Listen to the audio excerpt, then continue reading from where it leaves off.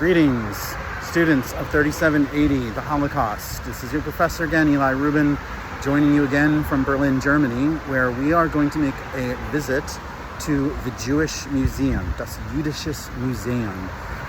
It's a relatively new museum. It's been around for about 15 years, and it's one of my, if not my favorite museum in the whole world. The Holocaust Museum in Washington, D.C. is also one of the best museums in the world. If you ever get a chance to go there, or if you ever get a chance to come here, you got to check these museums out. And this museum is special because in a lot of ways, it's the inspiration for the first couple weeks of our class. As you know, we spend the first couple weeks talking about Jews and Jewish people living in Germany and in Europe well before the Holocaust. We don't start right at the Holocaust. And part of the reason for that is the same reason for this museum, that one of the tragedies of the Holocaust is not just that so many people died. That's the biggest part. But one of the other parts of it is that this city and some other cities in Europe, especially in Poland, but also Austria and the Netherlands, countries like that, used to have a huge Jewish community with a rich cultural life, and not necessarily even a traditional cultural Jewish life. But as you've learned already, there were Jews, especially in this city, who were very prominent people: artists, composers, inventors, entrepreneurs, businessmen, intellectuals, writers, but also just people who owned restaurants, people who owned pubs, people who owned newspaper stands, school teachers, professors, including people like Albert Einstein, who lived and taught here. And actually, if any of you have ever taken Suzuki violin lessons, Suzuki himself came here to the city to play violin and met a young Albert Einstein, who was also, in addition to being one of the most brilliant people in the world ever, was also a great violin player. And the two of them would meet up at Albert Einstein's apartment in the city and play violin together. And so if you ever took Suzuki violin, or you ever had friends who did that, or you ever one day have kids and sign them up for Suzuki violin, that's a very specific method of learning violin that pretty much most violin teachers nowadays use. Well, part of that, a small part of that, came from this city right here, from a Jew living in the city named Albert Einstein. A lot of people don't know that. This museum exists to show the history of all the Jewish people before the Holocaust, and it also talks about the Holocaust.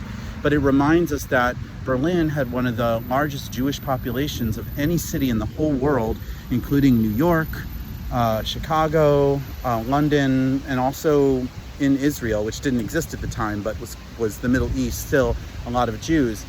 And so we're going to go in and check parts of it out and look at how the museum is laid out and how it both explores Jewish life before the Holocaust, but also how it represents this gaping hole in the city, where to this day there's really hardly any Jewish people here. And the Jewish people that live here are basically people a little bit like me, who aren't really from here.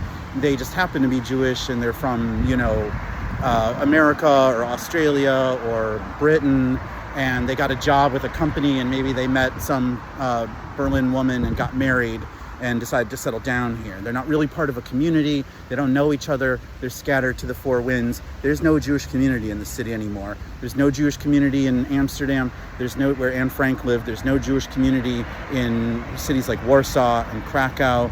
They're all gone. So there needs to be some remembrance of them, because part of what the Nazis wanted to do was kill the Jews. But the other part of what they wanted to do was then kill the memory that they had ever existed, so that eventually the world would completely forget that there ever had been Jews. So it's like a double genocide. And so this museum is like trying to stop the second genocide, which is the genocide of memory. Let's go inside. So we're inside the museum, but before we go into the main part, we're in a special exhibit. Museums sometimes have special exhibitions that only last for a short period of time. That's separate from the main part of the museum. And this special exhibition happens to be on Moses Mendelssohn, who you learned about already, and some of you wrote about in your exams. And you can see a sculpture of him that was made at the time for the king of Prussia, as it was called before Germany, Frederick the Great. And as you guys recall, Moses Mendelssohn is important because he was one of, if not the very first Jew who said that Jews should try to blend in. They should try to assimilate into German culture without losing their religion. So they should shave their beards. You see, he's not really wearing one. They should wear German clothes. They should speak German. And they should contribute to German cultural life. So you can see here, for example, portraits of many Jews who were successful, as we were discussing, in Berlin and in the Kingdom of Prussia in the late 1700s and early 1800s. And you can see how they've learned to blend in, to dress just like wealthy Germans.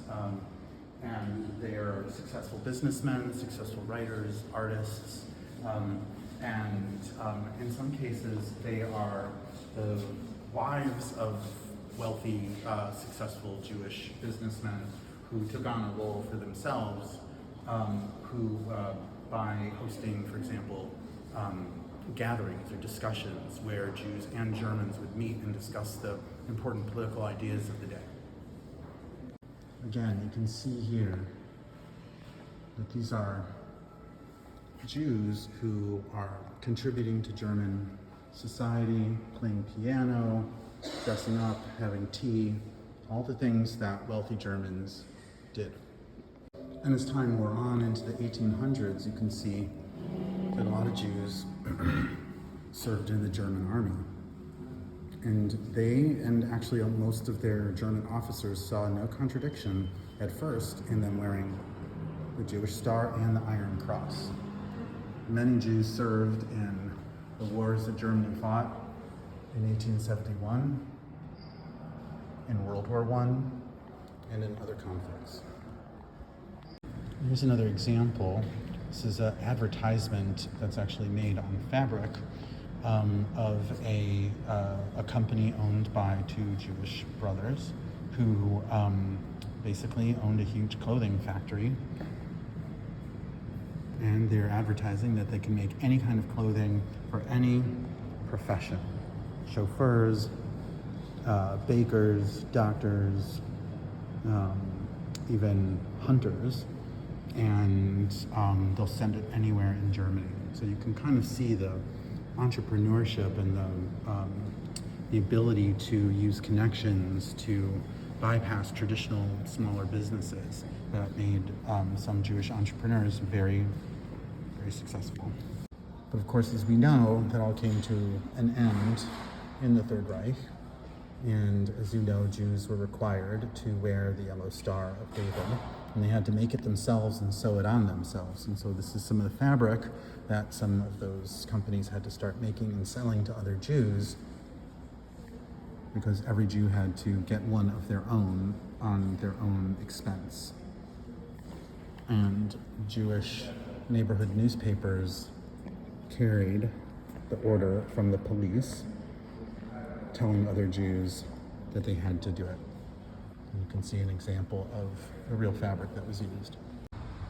Okay, so the museum has an outdoor contingent that's actually a little bit similar to the Holocaust Memorial that you've already seen, and it's called the Garden of Exile. And I'll show you another garden a little bit later that is in Jerusalem at Yad Vashem, another Holocaust museum. But this outdoor area is the Garden of Exile, which is meant to refer to the fact that Jews had to go into exile in all these other countries like America, Canada, Australia, Britain, and that so much of their history has been one of exile. And so if you walk with me, you can see that it has some of the similar construction as the Holocaust Memorial, in that the ground is not flat, it's uneven, it's changing, it's hard to keep your balance, it's disorienting. If you've ever been to the mystery spot in the UP, it feels a little bit like that. You actually, if you have trouble with your inner ear, you might actually start to feel a little nauseous or seasick in here. You might feel claustrophobic. But if you look up and see, as I just bumped into them, that it is a garden. It's actually a garden. There's trees growing at the top. And if you look around, you'll see the same kinds of issues that the Holocaust Memorial has. This is also a place that invites a lot of tourists who don't necessarily take it that seriously and treat it as a fun game to run around in. So that's something to think about whether or not this is a smart idea as a way to memorialize the feeling of exile. So one of the last things that I want to show you here is a really, really interesting architectural feature of this. And the architect of this museum is a guy named Daniel Liebeskind, who is also the architect of the 9/11 Memorial. And he's known for doing a lot of creative things with his buildings. And so what this place is called is the Memory Void. It's a blank space inside the museum that's filled with these iron faces. And it's like this empty space that's in the museum to memorialize or represent the emptiness at the heart of Berlin, the missing Jewish community that's no longer here. But as you can see, also tourists and visitors are allowed to walk on these iron plates, and they create this very unnerving, disrupting, and almost alarming sound. So it's like at the heart of this missing community is something that you can't derive peace from. It's not quiet, it's not soothing, it's supposed to be disturbing, that emptiness at the heart of history.